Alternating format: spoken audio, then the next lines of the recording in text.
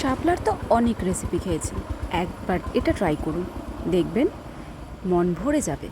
প্রথমে শাপলাগুলো নিয়ে আমরা একটু হলুদ আর নুন দিয়ে সেদ্ধ করে নিচ্ছি।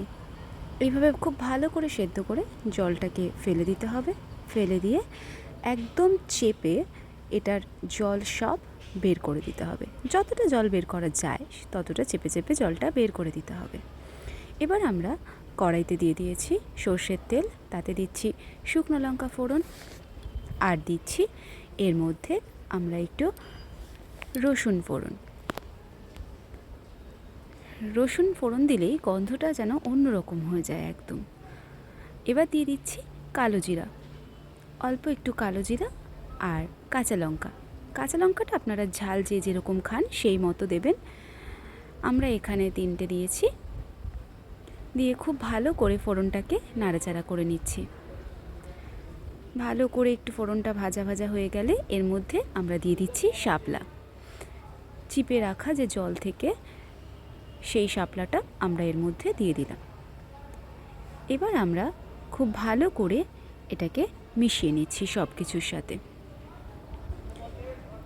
উফ, এত সুন্দর একটা গন্ধ, আর গরম ভাতে শুধু একবার করেই দেখুন। খুব ভালো করে আমরা মিক্সড করে নিয়েছি। এবার আমরা এতে দিয়ে দিলাম অল্প একটু নুন,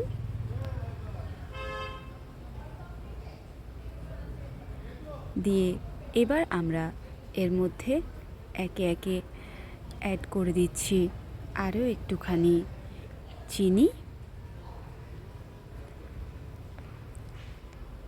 এবার আমরা দিয়ে দিলাম এর মধ্যে চিনি দিয়ে আমরা খুব ভালো করে আবারও নাড়াচাড়া করে নিচ্ছি। কাদের কাদের এই রেসিপিটা আগে করা হয়েছে একটু জানাবেন বন্ধুরা কমেন্ট করে। তবে চেষ্টা করেছি একদম নতুন কিছু করার, আর খেতেও হয়েছে খুব অসাধারণ। করে দেখবেন আপনারা, দেখবেন খুবই ভালো লাগবে। ভালো করে নাড়াচাড়া করে নিচ্ছি।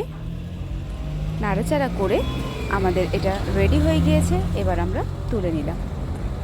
অসাধারণ লাগে, সত্যিই তাই।